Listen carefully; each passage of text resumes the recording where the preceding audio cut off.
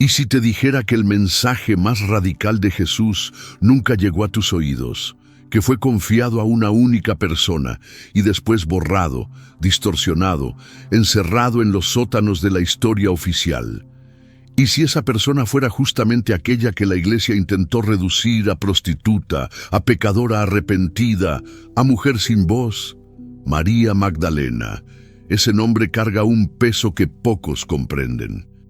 En los evangelios que conoces, ella aparece de refilón, la mujer curada, la testigo de la resurrección, la seguidora fiel.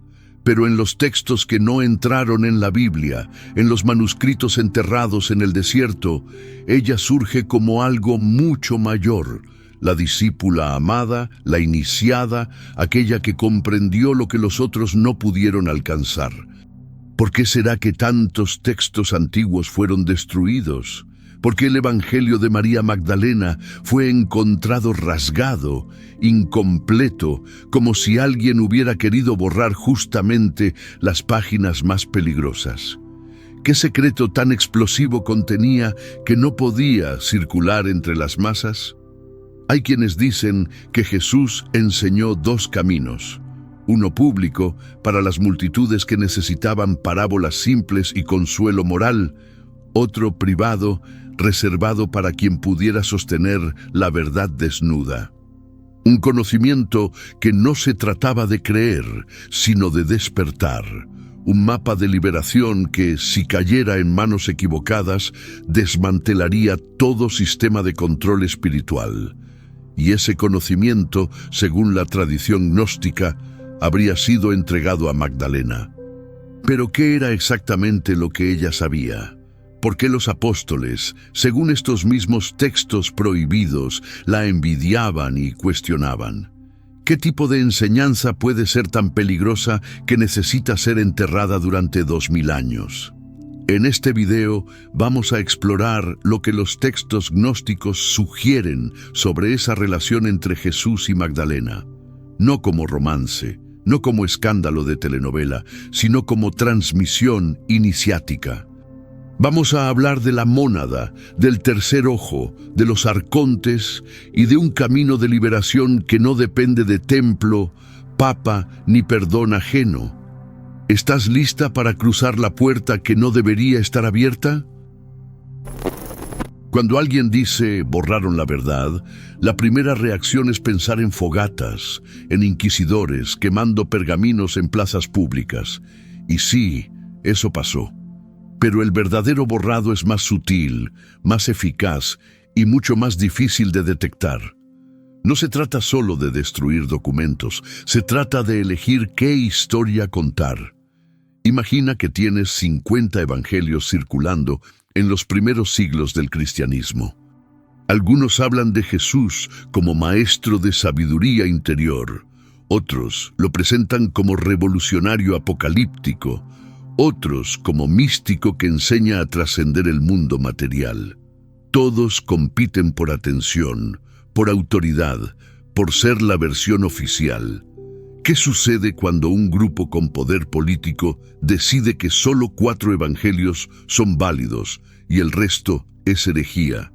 Lo que sucede es esto: las otras versiones no desaparecen de inmediato, circulan en secreto, se copian a mano, se esconden en cuevas. Pero sin respaldo institucional, sin ser leídas en las iglesias, sin ser enseñadas a los niños, esas historias se vuelven marginales. Después, peligrosas. Después, olvidadas. Y finalmente, cuando alguien las encuentra 1500 años después en una jarra de barro en Nag Hammadi, Egipto, el mundo ya no sabe qué hacer con ellas. Ese es el caso del Evangelio de María Magdalena. Encontrado en 1896, fragmentado, con las páginas centrales arrancadas. ¿Casualidad? ¿Deterioro natural?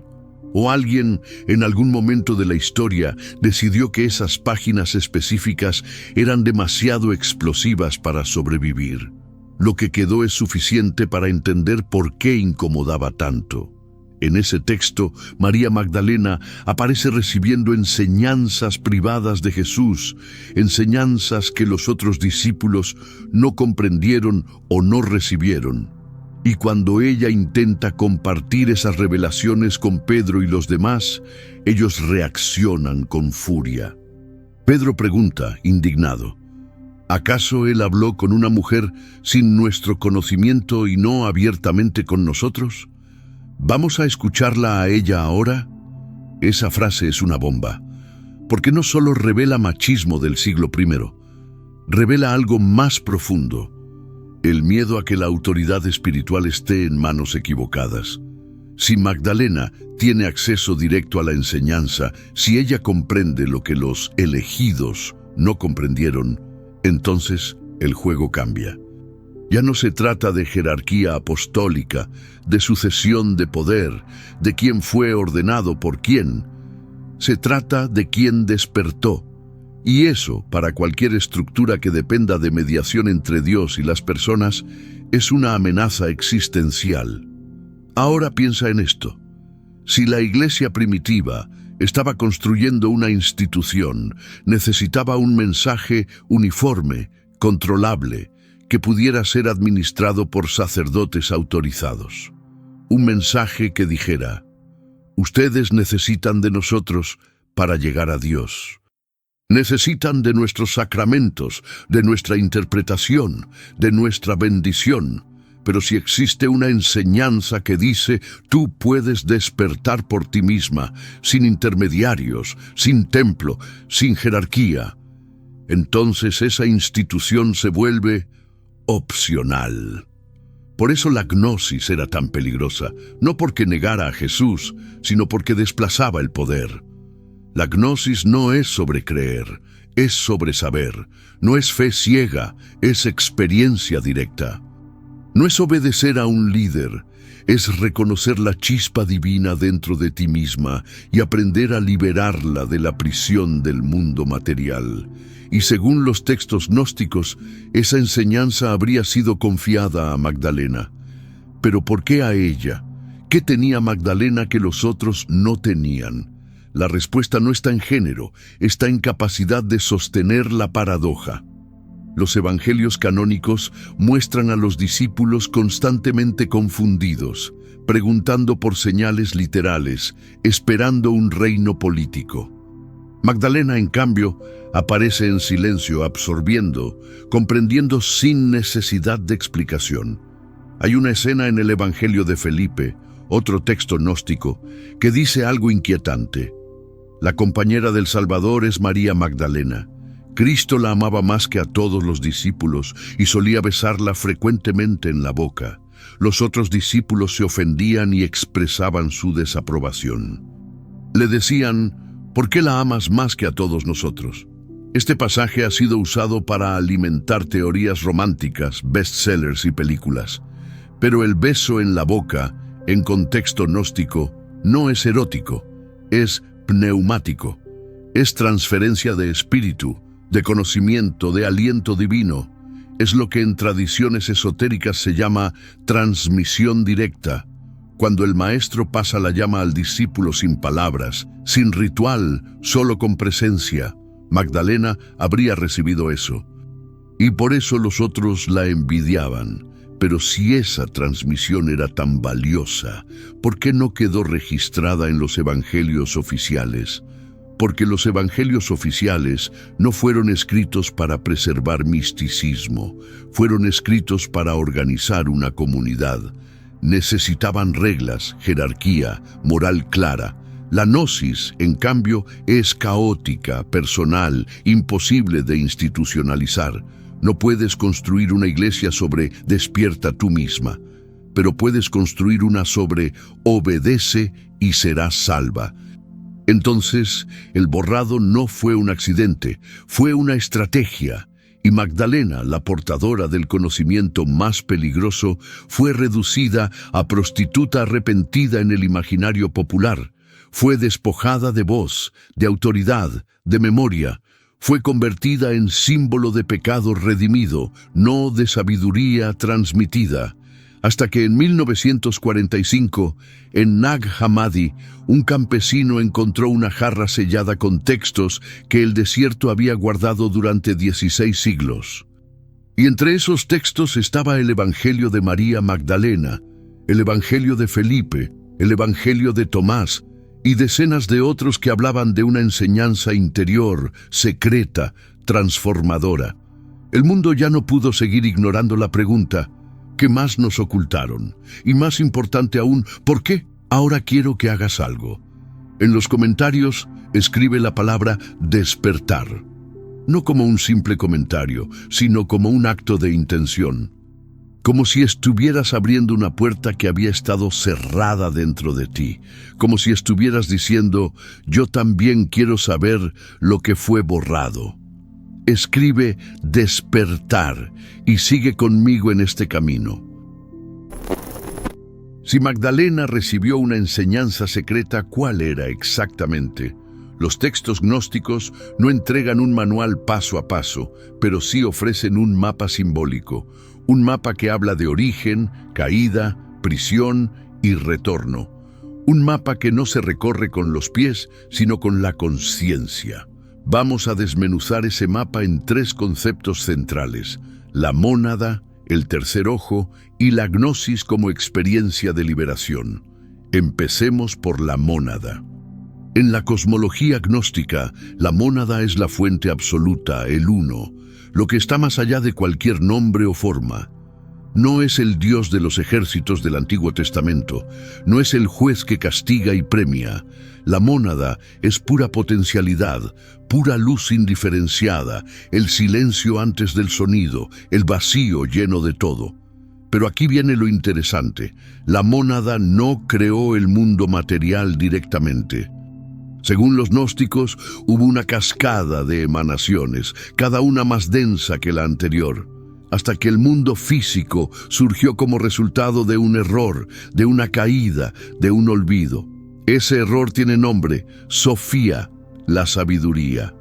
En el mito gnóstico, Sofía es uno de los eones, una de las emanaciones divinas que surgen de la mónada. Pero Sofía, movida por curiosidad o deseo, intenta crear sin su contraparte divina, sin permiso, sin equilibrio. Y de ese acto nace algo deforme, algo que no refleja la perfección de la fuente: el demiurgo. El demiurgo es el arquitecto del mundo material. Y aquí está el giro gnóstico que incomodó tanto a la ortodoxia. El demiurgo no es el Dios verdadero, es un Dios menor, ignorante, que cree ser el único Dios. Es Él quien dice en el Antiguo Testamento: yo soy el Señor tu Dios, no tendrás otros dioses delante de mí. Pero los gnósticos preguntan: ¿y si hay algo por encima de ese Dios celoso? El demiurgo crea el mundo físico como una prisión, no porque sea malvado, sino porque es limitado. Él no conoce la mónada, solo conoce su propia creación, y en esa creación las chispas divinas, fragmentos de Sofía, de la luz original, quedaron atrapadas en cuerpos de carne, olvidadas de su origen. Nosotros somos esas chispas, tú eres esa chispa, y la gnosis es el acto de recordar. Pero recordar no es fácil, porque el mundo está diseñado para mantenerte dormida. Está diseñado para que te identifiques con el cuerpo, con el ego, con el dolor, con el miedo, con la culpa.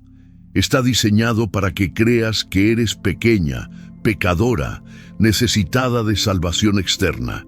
Y aquí entra el concepto del tercer ojo. En el lenguaje gnóstico, el tercer ojo no es un órgano literal en medio de la frente, es una metáfora de la visión interior, de la capacidad de ver más allá de las apariencias.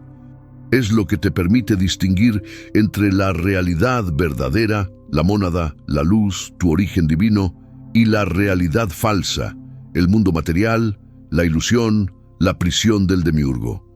Jesús, en el Evangelio de Tomás, dice algo críptico: si tu ojo fuera uno, tu cuerpo entero estaría lleno de luz. ¿A qué se refiere con ojo uno? A la unificación de la visión. a dejar de ver el mundo con los ojos del ego, de la división, del miedo, y empezar a ver con el ojo del Espíritu, que reconoce la unidad detrás de todas las formas. Ese es el despertar del tercer ojo, la capacidad de mirar el mundo y no dejarte engañar por él, la capacidad de mirar el sufrimiento y reconocer que no eres el sufrimiento, la capacidad de mirar el cuerpo y saber que no eres solo el cuerpo. Y según la tradición gnóstica, Magdalena habría sido iniciada en esa visión. Hay un pasaje en el Evangelio de María Magdalena donde ella describe una visión que tuvo. Los otros discípulos le preguntan cómo es posible tener visiones si el Señor ya no está físicamente presente. Y Magdalena explica que las visiones no vienen de los ojos externos, sino del nous, de la mente superior, del ojo interior que ve lo invisible. Ella describe un ascenso del alma a través de diferentes esferas, cada una controlada por potencias hostiles que intentan retener al alma. Esas potencias preguntan, ¿de dónde vienes? ¿A dónde vas? Y el alma responde, yo vengo de la luz y voy hacia la luz. Y con esa respuesta, las potencias no tienen poder sobre ella. Esas potencias tienen un nombre en la cosmología gnóstica, arcontes. Los arcontes son los guardianes de la prisión. Son fuerzas, algunas externas, algunas internas, que mantienen a la conciencia atrapada en la ignorancia, en el miedo, en la identificación con el mundo material. No son demonios en el sentido cristiano, son más bien mecanismos del sistema, programas que se ejecutan automáticamente para mantener el control. Piensa en los arcontes como las voces dentro de tu cabeza que te dicen, no eres suficiente, no mereces, eres culpable, eres débil, necesitas protección, necesitas perdón, necesitas que alguien te salve. Esas voces no son tuyas, son parte del programa del demiurgo, diseñado para mantenerte pequeña. Y la gnosis te enseña a reconocerlas, a nombrarlas y a trascenderlas. Pero aquí está lo importante. La gnosis no es una creencia. No puedes creer en la mónada y esperar que eso te libere. La gnosis es una experiencia directa, un momento de conocimiento vivido, donde la chispa divina dentro de ti reconoce su origen y se libera de la ilusión. Y ese conocimiento, según los textos, no puede ser dado, solo puede ser recordado. Por eso Jesús no podía enseñar la gnosis en parábolas públicas. Las parábolas son útiles para moral, para consuelo, para mantener a la comunidad unida. Pero la gnosis requiere algo más. Requiere que el estudiante esté listo para soltar todo lo que cree saber. Requiere que esté dispuesto a mirar dentro y enfrentar el vacío sin miedo. Y Magdalena, al parecer, estaba lista. En el Evangelio de Felipe se dice que ella comprendía el todo. Esa frase no significa que sabía todas las respuestas intelectuales. Significa que ella había tenido la experiencia de la unidad, de la mónada, de la luz sin forma. Había despertado su tercer ojo y podía ver lo que los otros aún no veían. Y por eso Jesús le habría confiado la enseñanza más profunda. Ahora, quiero que reflexiones sobre algo. ¿Cuántas veces te dijeron que eres pecadora, que necesitas perdón, que tu salvación depende de un intermediario? ¿Cuántas veces sentiste que hay algo más, algo dentro de ti que la religión oficial no logra tocar? Eso es la chispa divina reconociendo su origen. Eso es el tercer ojo queriendo abrirse. Eso es la gnosis llamándote de vuelta a casa. Y si Magdalena pudo recordar, tú también puedes. Escribe en los comentarios la palabra luz. No como un deseo, sino como un reconocimiento, como si estuvieras diciendo, yo también soy luz, yo también vengo de la fuente. Escribe luz y declara tu conexión con lo divino que está dentro de ti, no fuera. Si el mundo es una prisión y los arcontes son los guardianes, La pregunta inevitable es, ¿cómo se sale? Los gnósticos no ofrecían una respuesta simple, porque la salida no es física. No puedes escapar de la prisión muriendo, porque la muerte solo te lleva a otra ronda en el ciclo. No puedes escapar rezando al demiurgo, porque él es el arquitecto de la prisión. Y no puedes escapar simplemente siendo buena, porque la moral del sistema está diseñada para mantenerte dentro. La única salida es el conocimiento, pero no cualquier conocimiento, no información acumulada, no datos históricos, no doctrinas memorizadas. El conocimiento gnóstico es reconocimiento, el momento en que tu conciencia despierta y recuerda lo que siempre fue. Y ese despertar tiene enemigos. Los arcontes operan en múltiples niveles. En el nivel cósmico son las fuerzas que gobiernan las esferas planetarias, cada una con su propio dominio, su propia ley, su propio sistema de control. En el nivel psicológico son las voces del miedo, de la culpa, del deseo compulsivo, de la identificación con el ego. En el nivel social son las estructuras que te dicen quién debes ser, qué debes creer, cómo debes comportarte. Su estrategia principal es la ignorancia, mantenerte dormida, distraída, identificada con lo temporal. Si crees que eres solo el cuerpo, solo la mente, solo tus emociones, entonces estás bajo su control. Si crees que necesitas salvación externa, entonces dependes del sistema.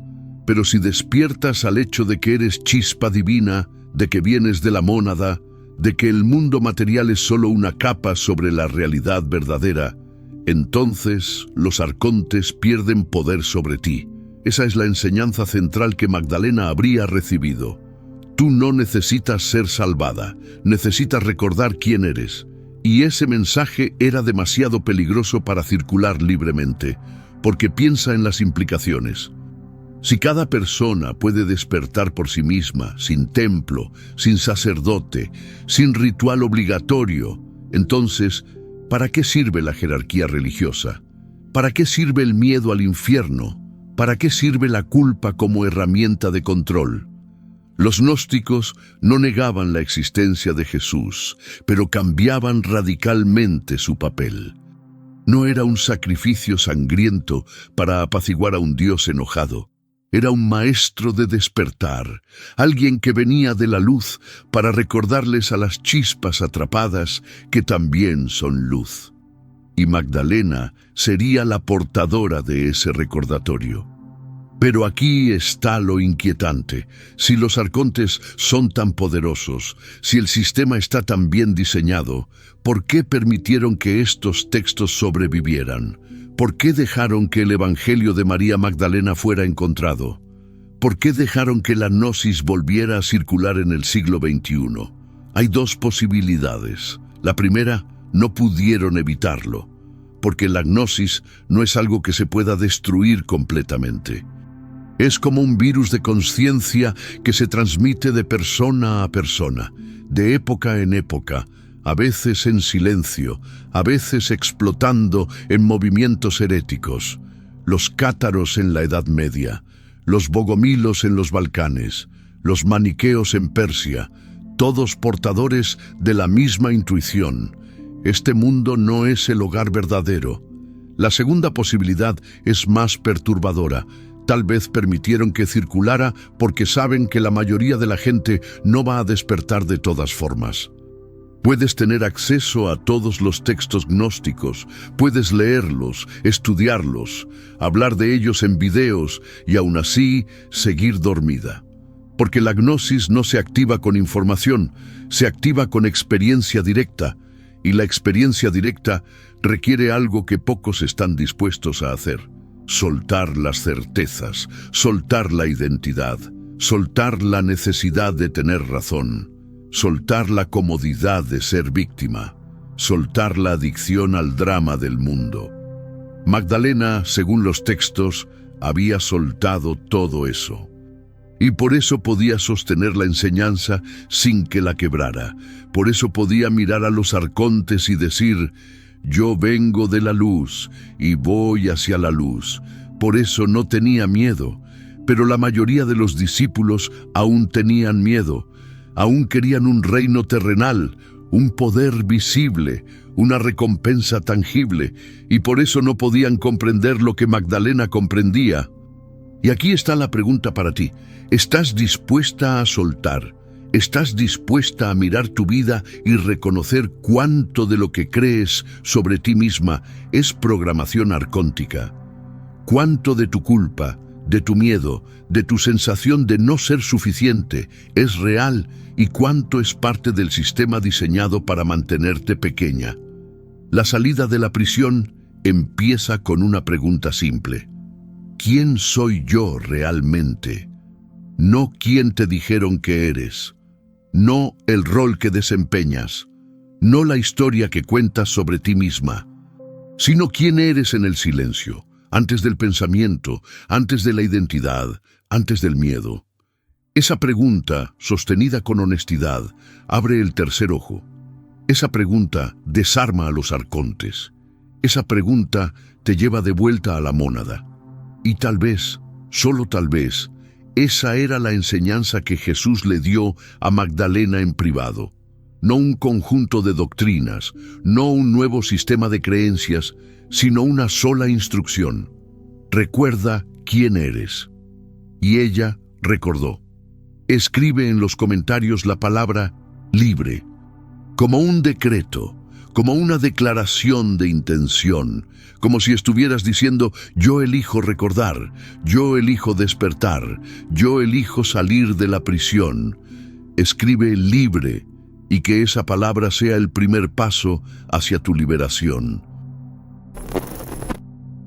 Entonces, ¿qué fue lo que borraron realmente? No fue solo un texto, no fue solo una historia de amor prohibido o un escándalo teológico. Lo que borraron fue la posibilidad de que tú supieras que no necesitas intermediarios para llegar a lo divino, que no necesitas salvación externa, porque ya eres chispa de la fuente, que no necesitas temer a los arcontes, porque cuando reconoces tu origen, ellos pierden todo poder sobre ti.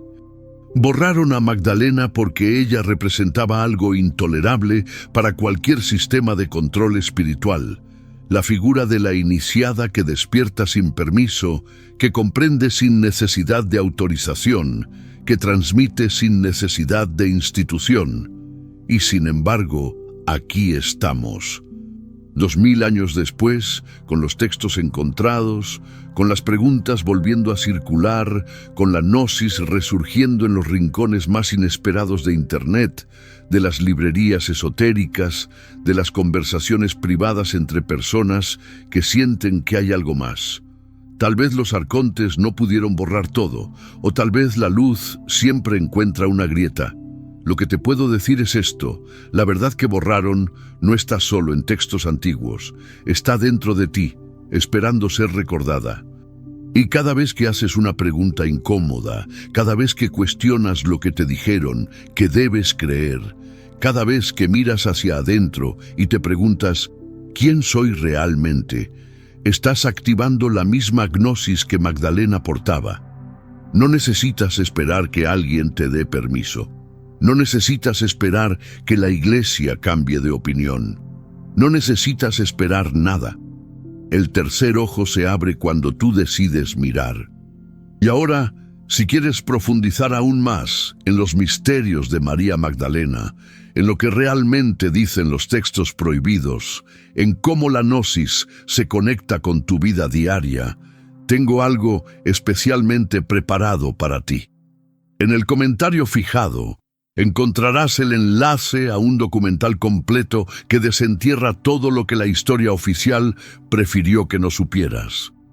Es para quien realmente quiere cruzar el umbral, para quien no se conforma con respuestas superficiales, para quien siente el llamado de la luz dentro de sí y está lista para seguirlo hasta el final. No es para todo el mundo. Pero si llegaste hasta aquí, tal vez sea para ti. La puerta está abierta. ¿Vas a entrar?